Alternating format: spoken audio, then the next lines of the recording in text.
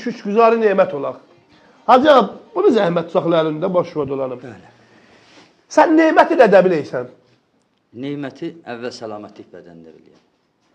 Əhsən. Bu nemət kimin tərəfindən bizə yetişibdir? Allah tərəfindən. Allah tərəfindən. Necə eləyək ki, bu nemətə biz şükürgüzar olaq? Biz elə yerimizdən duranda da gərək şükür eləyək. O addım atayıq, ona da şükür eləyək. Saat bədəndir, gözlərimizdir. Biri əski olsa olmayacaq. Düzdür. Şükür olsun. Yəni biz tul ömrümüzdə nə qədər şükür eləyək, fəqət bir dənə nemətinin qabağında biz eləyəməmişik, vaqəən şükürgüzar olaq. Səs özü də bir nemət rəcəyək. Bəli, birinci sağlam bədəndən sonra səs də gözəl nemətlərin biridir.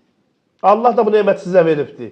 Azdan çoxdan bəri şükür olsun. Mən həmişə şükür eləyəm. Yerimdən duranda da şükür eləyərəm. Yatanda da şükür eləyərəm. Elə hər nədən qabaq bu şükür həmişə varım. Səlamət olasınız.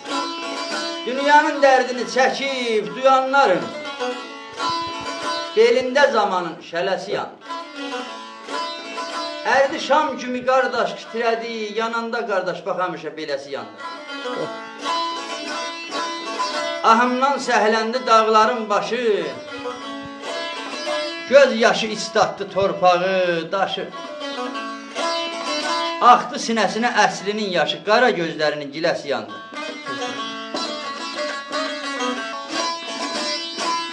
Deyrə belə Cəlim xan geyin, üşkü meydan qəminim. Cəlim xan geyin, üşkü meydan qəmim. Çalışacaq almasın söhbətin dəminim. Oyun çalışacaq almasın söhbətin dəmim. Ay vəziyə deyirlərdə yanan ey Kərəminim. Erzurumda yağında lələyəsi yandım. Deb alama dəyirdin alma dəyirdin alma dəyirdin alır.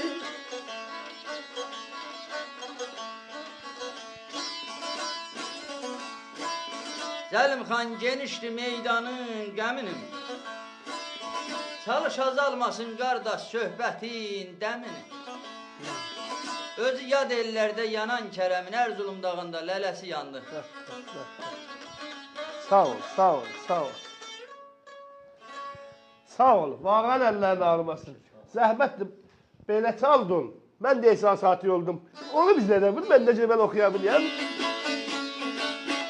O keçdi yaylaqdan, ay bülbüller. Yoruldum yola baxmaqdan, ay bülbüller. Yoruldum yola baxmaqdan, ay bülbüller. Nədir? Ha. Sazdan eylədir. Dudağım.